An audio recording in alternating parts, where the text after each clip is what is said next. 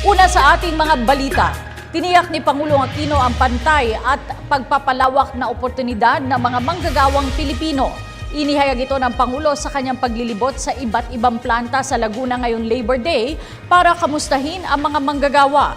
Kasabay nito, tiniyak din ng Pangulo ang paglikha ng dagdag na trabaho sa bansa. Si Rocky Ignacio ang ating tagapagbalita. Nagdibot si Pangulo Aquino sa iba't ibang planta sa lalawigan ng Laguna kaugnay ng paggunita ng Labor Day. Layunin itong personal na kumustahin ang mga manggagawang Pilipino sa lugar ngayong araw.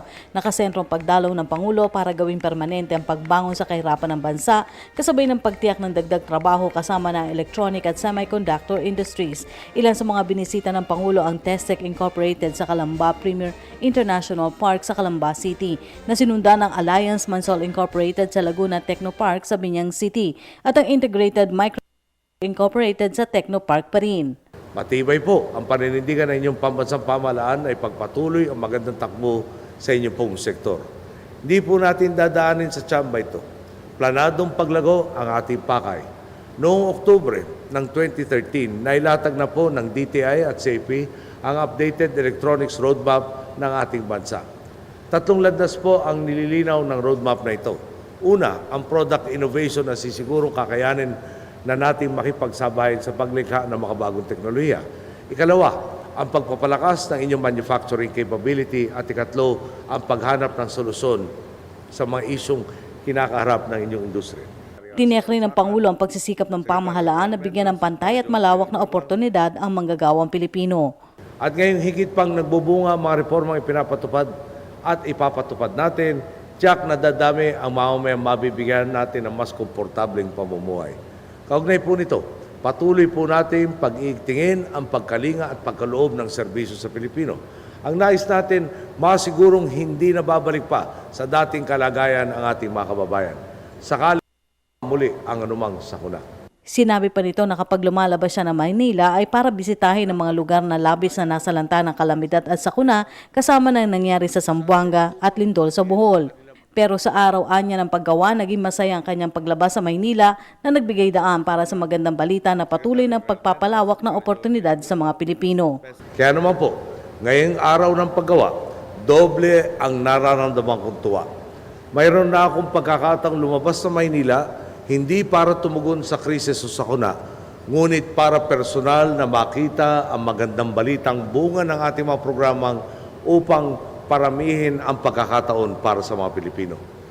Sa simula pa lang po ng ating panunungkulan, tinukoy na natin ang tunay na mga problema upang makapaglatag ng tamang solusyon. Halimbawa po, noon laging nai-report sa atin ni Secretary Linda na maraming naiiwang bakanting trabaho sa field job net dahil sa job skills mismatch. Ano po ang ating naging tugon?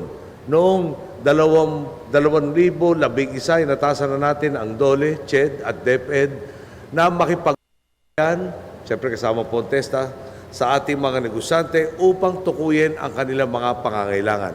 At sa gayon ay madagdagan ang mga may hanap buhay. Wala po tayong sinayang na oras sa paglalatag na mahakbang upang masigurong ang mga bakanteng trabaho sa merkado ay pupunuan ng mga graduate nating may sapat na pagsasanay. Sentro ng pagpapalakas ng labor sector ang kasanayan na hatid ng TESDA. Tutulong ito sa pagbaba ng antas na itinuturing na nasa poverty line. Datos na po ang nagpapatunay sa tagumpay ng TWSP. Noong 2013, sa 130 na scholar na sinanay ng Testec, 113 na po ang may trabaho ngayon. Dito po sa inyo, sa IMI, sa 100 scholar na binigyan kaalaman ng iyong programa, bawat isa sa kanila ay may trabaho na. At sa 400 na scholar naman po na dumaan sa training ng AMI, 400 din ang may trabaho na. Tingnan naman po ninyo, ginawa lang natin ang tama, tapat at maayos lang tayong nakipag-usap sa investors at ang resulta, 91.43% employment rate ng buong semiconductors and electronics. Konti na lang po ay maabot na natin ang 100%. Patunay lang po itong kapag binigyan mo ng sapat na pagkakataon ng Pilipino, talaga naman magpapakitang ginas siya tungo sa sariling at sa kabayang pag-asenso. Dagdag pa ng Pangulo, matagal na sanang nakabangon sa kahirapan ng bansa kung walang mga opisyal na inuna ang kanilang mga pansariling interes. Dahil dito hiling ng Pangulo sa publiko na piliing mabuti ang mga susunod na pinuno ng bansa. Kung tutusin nga po, pwedeng noong pa man ay nagawa na ang mga pagbabagong ito sa ating bansa. Subalit dahil sa mga pinunong mas inuna o inuuna ang sariling interes, matagal tayong nasadlak sa malubhang kahirapan at katiwalian. Hanggang sa nagkaisa nga po at sama-samang nanindigan ang mga Pilipino para sa pagbabago. Dito nga po sa inyo, nagpapasalamat ako. Dahil hindi man ako tubong Laguna, ay ginawa po niyo akong number 1 noong 2010.